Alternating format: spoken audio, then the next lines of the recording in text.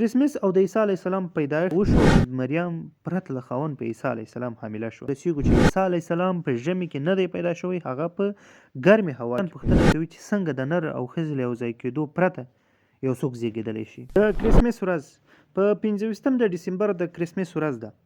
آیا پوهیږئ چې کرسمس کې ونډه اخیستل د اسلام له نظره جواز لري او که نه؟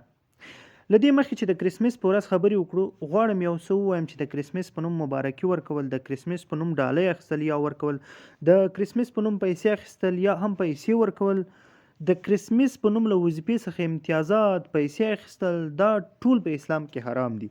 دلیل یې دا دی چې عیسویان وایي چې الله سبحانه وتعالی له بی بی مریم سره یو ځای شوی، نعوذ بالله، او بیا په 25 د ډسمبر عیسی علیه السلام له بی بی مریم څخه پیدا شوی. یعنی عیسی علیه السلام ته د الله جل جلاله د زوی خطاب کوي.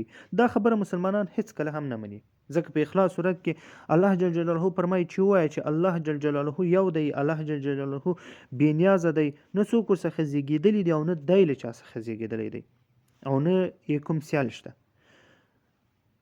په حقیقت کې مسیحیت د الهي ادیانو څخه یو دی چې وروسته پکې لاسوهنه شوې.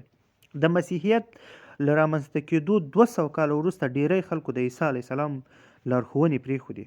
هغوی د رومیانو، یونانیانو او زردشتیانو له بت پرستۍ قوانونو او باورونو اغېزمن شول چې د دوی هغه تاریخ تر نمرود رسیږي. په مسیحیت کې څنګه لاسوهنه شوې؟ لومړی کرسمس او د عیسی علیه السلام پیدایښت.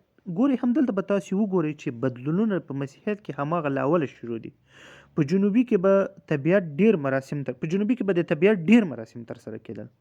همدغه محفلونه یې د مسیح له نوم سره یو ځای کړل. په قرآن کریم کې په 19 سورت کې په 24 او 25 آیت کې راغلي چې هلته به تاسې د مریم د کیسې شاهدان اوسئ چې ذکر شوي چې بی بی مریم هلته یو پاکه نجلۍ وه او هغې خپل ژوند د یو خدای لپاره ځانګړی کړی وو او د هغې عبادت یې کاوه. وروسته او د الله په ځواک چې روح په هغې کې پوه کړی وو، الله سبحانه وتعالی وویل چې وشو بی بی مریم پرته له خاوند په عیسی علیه السلام حامله شوه. په همدغه ځای کې عیسویان پوښتنه کوي چې څنګه د نر او ښځې له یو ځای کېدو پرته یو څوک زیږېدلی شي. الله سبحانه وتعالی د دې ځواب په قرآن کریم سورت آل عمران 9 آیت کې ورکوي. ان مثل عیسی عند الله كمثل آدم خلقه من تراب ثم قال له كن فيكون.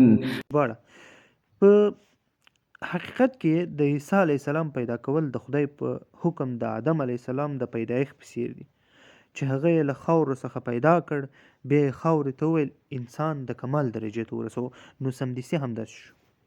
د بی بی مریم د حاملګۍ وروسته، بیا په وروسته کې چې کله بی بی مریم د حاملګۍ درد حس کړ، فرښته یې تر څنګ راغله او ورته وویل چې له دې ښاره د باندې ووځه. هغه له ښاره د باندې یوې لیرې سیمې ته لاړ او هلته یې د خرما ونه او اوبه هم پیدا کړل.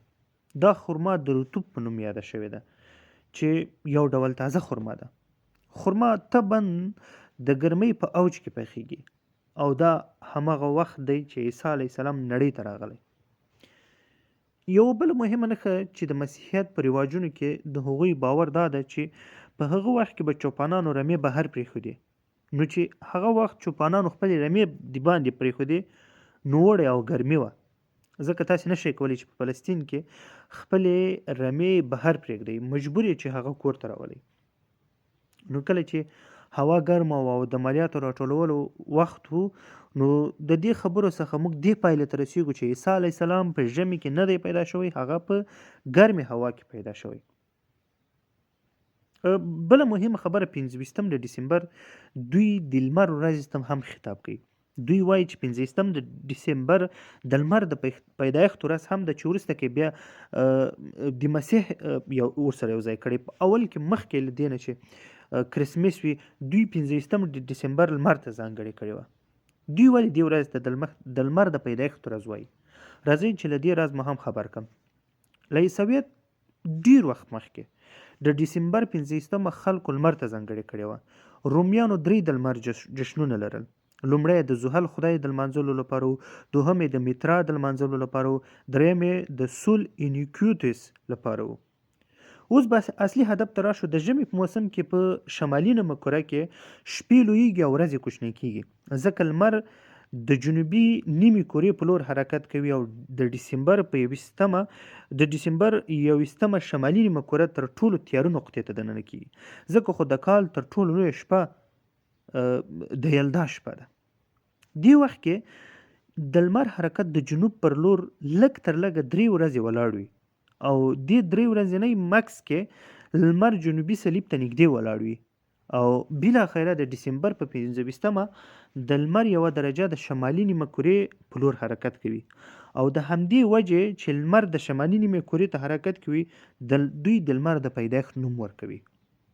نو اوس به تاسو پوره معلومات ترلاسه کړي وي چې 25 د ډسمبر د عیسی علیه السلام د پیدایښت ورځ نه ده.